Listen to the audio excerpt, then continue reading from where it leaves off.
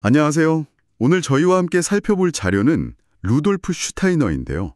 이분이 색채나 예술, 또 세상을 보는 방식이 아주 독특하다고 해요. 색을 그냥 뭐랄까 물리 현상이 아니라 살아있는 존재처럼 본다는 거죠. 네, 맞아요. 거의 생명과 정신을 가진 존재처럼 다루죠. 이게 아마 당신이 세상을 보는 방식에 좀 흥미로운 질문을 던질 수 있을 겁니다. 아, 그렇군요. 제가 알기론 슈타이너가 괴테한테서 영향을 많이 받았다고 하던데요. 네, 아주 깊은 영감을 받았죠. 괴테의 색채론에서요. 그래서 슈타이너는 색이라는 게 그냥 빛을 프리즘으로 쫙 나눈 결과물 이런 게 아니고요. 저기 빛과 어둠, 이 두 가지 근원적인 힘이 서로 막 부딪히고 밀어내면서 역동적으로 만들어내는 현상이다. 이렇게 봤어요. 와, 빛과 어둠의 상호작용이라? 네. 그래서 이번 시간에는 이 자료들을 통해서 색이 가진 어떤 그 내면의 생명력이라고 할까요? 그게 우리 경험이나 예술, 더 나아가서는 우주 전체와 어떻게 연결되는지 그걸 좀 함께 탐구해 보려 합니다. 그러니까 뉴턴이 프리즘으로 백색 광안에 모든 색이 다 들어있다 이렇게 본 거랑은 정말 완전히 다른 길이네요. 그죠? 네, 핵심적인 차이죠. 단순히 파장을 분석하는 대신에 우리가 색을 경험하는 방식 자체에 집중한 거군요. 맞습니다. 경험이 중요해요. 예를 들면 우리가 매일 보는 아침 노을의 붉은색이나 하늘의 푸른색 같은 거요. 이건 슈타이너한테 어떤 의미였을까요? 바로 그 경험이 핵심입니다.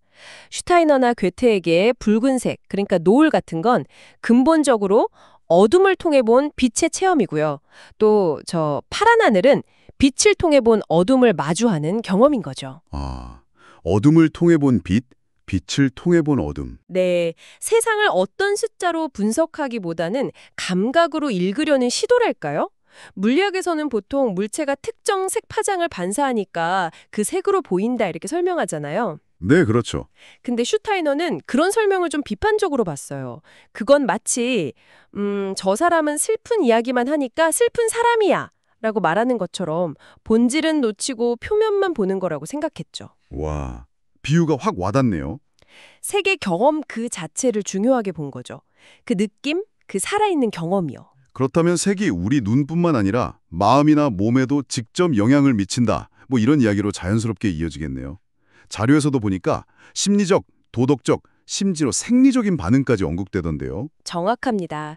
슈타이너는 색이 단순한 시각 정보를 넘어서 우리 존재 깊숙이 파고든다고 봤어요.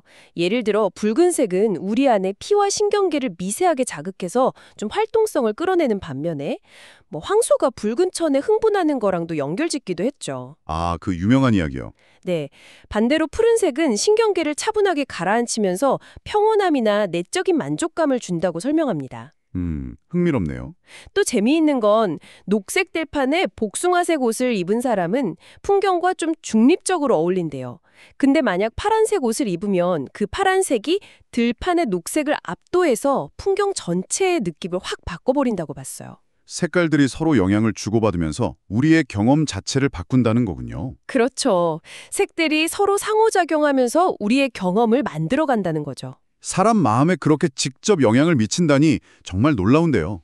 그럼 슈타이너는 이 색의 힘이 우리 몸을 넘어서 식물이나 광물 같은 자연계 전만으로 확장된다고도 보았나요? 네, 그렇습니다.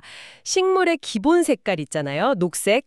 그건 지구 진화 과정에서 생명 자체가 딱 고정된 색이라고 봤고요. 아, 생명의 색.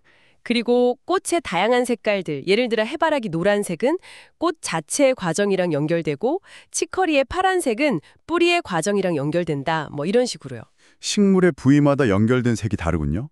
네, 더 나아가서 광물의 색깔들은 단순히 화학 성분 때문만이 아니라 더 큰 우주적인 리듬, 그가 행성적 힘이라고 부른 것들과 연결된다고 봤습니다. 행성적 힘이요. 그건 좀 상상하기 어려운데요. 그렇죠. 좀 깊은 내용이긴 한데 핵심은 색이 그냥 표면적인 속성이 아니라 보이지 않는 힘들이 눈에 보이게 나타난 표현이라는 거예요. 아, 보이지 않는 힘의 가시적인 표현? 네. 색이 땅에서부터 저 하늘까지 이어지는 거대한 연결망의 일부라는 거죠. 그럼 이런 깊은 이해가 예술에는 어떻게 적용될 수 있을까요? 예술가의 역할은 뭐라고 봤습니까?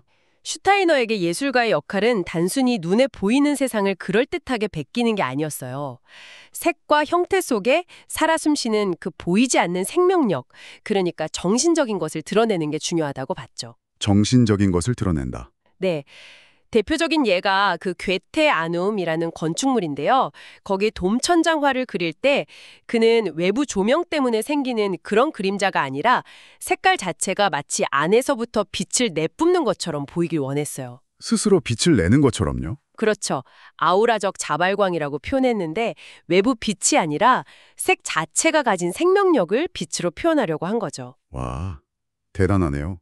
그는 현대 예술이 너무 피상적인 자연 묘사나 개인적인 감정 표현에만 머무르지 말고 공기, 물, 빛 같은 자연에 살아있는 근원적인 요소들, 그리고 정신세계와 다시 연결되어야 한다고 강조했습니다. 단순히 예쁜 그림이 아니라 더 깊은 연결을 추구했군요. 네.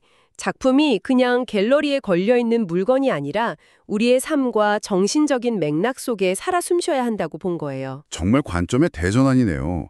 우리가 매일 그냥 무심코 보는 색들이 단순한 시각 정보로 넘어서서 우리 내면 깊은 곳, 그리고 저 멀리 우주에 보이지 않는 차원까지 연결될 수 있다는 생각이니까요. 네. 오늘 살펴본 이 슈타이너의 통찰이 당신에게 주변의 색들을 조금 다른 눈으로 또 다른 감각으로 한번 느껴볼 기회를 제공했기를 바랍니다. 어쩌면 색이라는 건 단순한 파장의 문제가 아니라 우리 영혼과 우주가 서로에게 말을 거는 그런 살아있는 언어일지도 모르겠습니다. 살아있는 언어라 콕 씹어볼 만한 말이네요. 다음에 또 다른 흥미로운 자료로 당신과 함께 이야기 나눌 시간을 갖겠습니다.